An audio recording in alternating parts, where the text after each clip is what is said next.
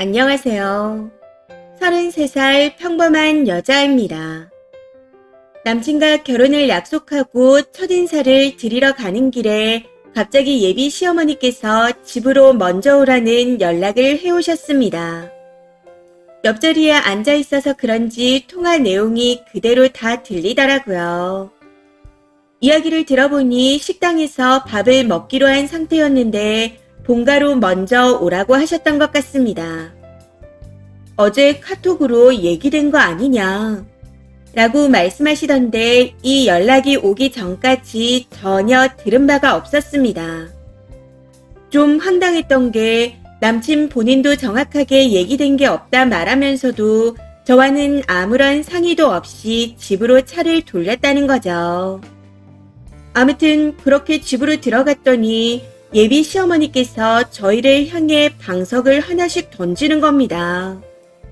공중제비를 돌며 슬라이딩 후 바닥에 안착하는 방석을 보며 경악을 금치 못했었네요. 이 집은 손님 대접이라는 기본 예절 예의도 없는 집구석인가 싶었거든요. 그럼에도 기분 나쁜 티를 내지 않고 던져주는 방석에 앉아 잠시 동안 이야기를 나누었습니다. 그러고는 바로 식당으로 나가자 하더라고요. 아니, 이럴 거면 도대체 왜 집으로 먼저 오라고 하신 건지. 아무튼 그렇게 식사를 하러 나갔는데 예비 시어머니께서 식당을 잡으셨다 했습니다. 메뉴는 갈비탕이었고 장소는 일반 숯불고기 집이었죠. 남친 동네가 시골인데 그냥 작업복을 입고 동네 사람들이랑 편하게 반주하며 고기 먹으러 오는 그런 집이었습니다. 가족들이 외식하는 그런 큰 고깃집이 아니라 시장통에 위치한 식당이었어요. 화장실 옆에 조그만한 방이 있는 그런 집이요. 당시 제가 첫 인사를 드리는 자리라 예쁘게 보이고 싶은 생각에 밝은색 코트와 하얀색 블라우스를 입고 있었습니다. 식당과는 너무나도 다른 분위기의 옷차림 때문인지 사람들이 쳐다보는 시선이 느껴져서 창피하더라고요. 공주병이 아니라 진짜 고기 구워 먹는 사람들이 다 뒤를 돌아볼 정도였습니다. 드라이한 코트에 냄새가 배는 것도 짜증나는데 예비 시부모님이 마치 동네에 마실 나가는 것처럼 밥풀이 붙은 옷에 대충 패딩만 걸치고 나오신 걸 보고 더 짜증이 났던 것 같습니다. 식사를 할 때도 남친과 남친 부모님 셋이서 손으로 갈비뼈를 잡고 쩝쩝거리며 먹는데 진심 뭐 이런 집구석이 다 있나 싶었네요. 그리고 대망의 하이라이트는 그 집은 어떻게 작은 딸이 큰 딸보다 먼저 결혼하냐? 하는 말이었습니다. 예비 시어머니께서 저희 할머니 생사 여부를 물으시더니 대뜸 제 여동생에 대해 물어보시는데 여동생은? 딱 이렇게 말하며 고갯짓을 까딱 하더라고요. 이걸 처음에는 잘 못 알아들어서 네? 하고 되물었었죠. 그랬더니 여동생이 부모님이랑 같이 사냐 물어보시더군요. 해서 결혼해서 분가했다 말씀드렸더니 그 집은 어떻게 작은 딸이 큰 딸보다 먼저 결혼했냐? 하고 말씀하시네요. 참고로 제 여동생과 제부는 중고등학교 동창으로 둘이 10여 년을 사귀었습니다. 그러다 제부가 대출 없이 집을 사고 난 후 바로 프로포즈를 해와서 결혼한 거였고요. 본인 아들은 그 나이 처먹고도 집 하나 없는 주제에 저를 하자 있는 여자처럼 취급하는데 순간 빡치긴 했었지만 참았습니다. 근데 이걸 나중에 남친한테 얘기했더니 우리 엄마가 언제 그렇게 얘기했어. 그럼 네가 직접 말하지 그랬어. 내가 너 공부하느라 결혼 못했다고 얘기까지 해줬잖아. 라고 말하네요. 남친의 말에 하도 어이가 없어 반문을 못했다 말했더니 전부 오해랍니다. 그런 뜻으로 한 말이 아닐 거라네요.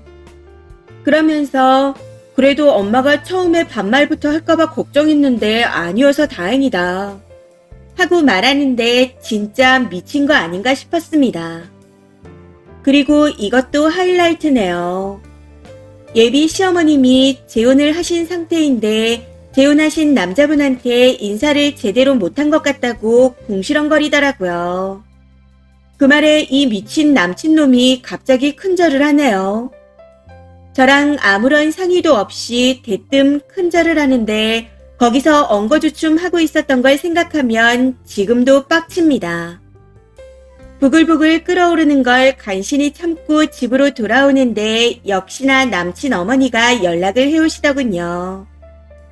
걔는 왜 그렇게 말이 없냐? 라고 하며 제 욕을 하던데 아니 첫인사 자리에서 드문드문 질문하고 대답 잘하면 되는 거 아닌가요? 제가 그 대화를 이끌어 나가야 할 의무는 없다고 생각합니다. 뭐 이 일 말고도 세세하게 더 있었는데 남친에게 얘기하니 저한테 유도리가 없답니다. 저는 이것도 잘못 들은 줄 알았어요.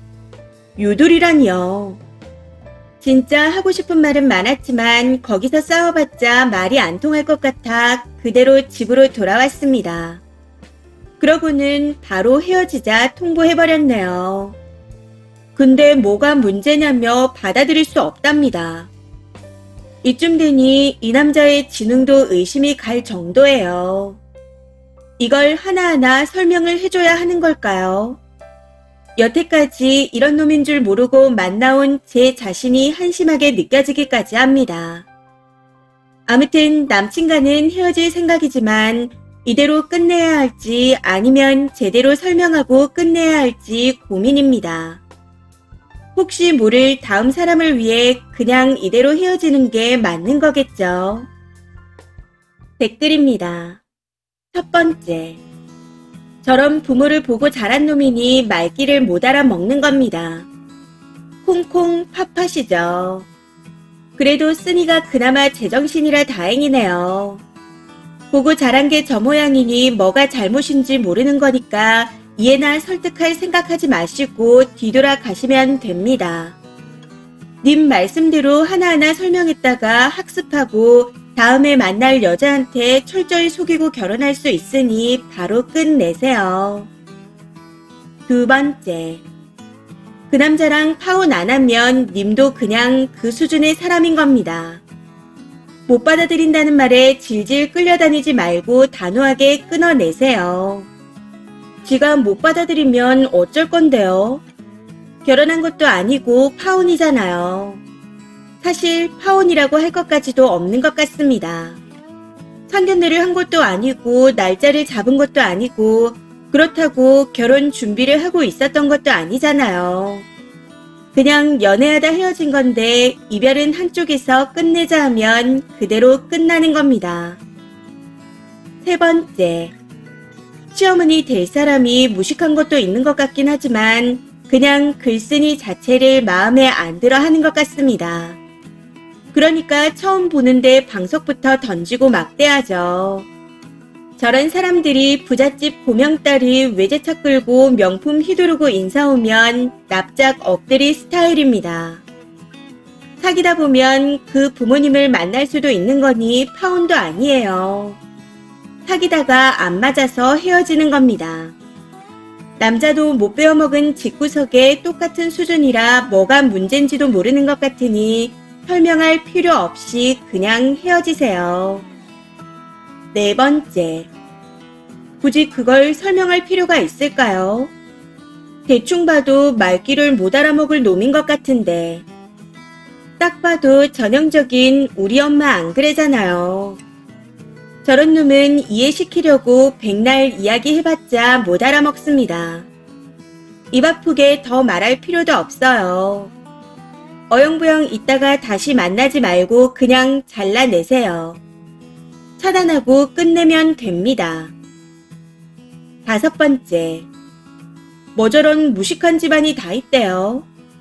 아들 친구가 와도 저딴 식으로는 안 하겠구만. 그래도 참 다행인 건 쓰니가 남미세가 아니라서 헤어질 결심을 빨리 하셨다는 겁니다. 그냥 우린 안 맞는 것 같다. 헤어지자. 하고 차단해버려요. 뭐 어려운 거 있나요?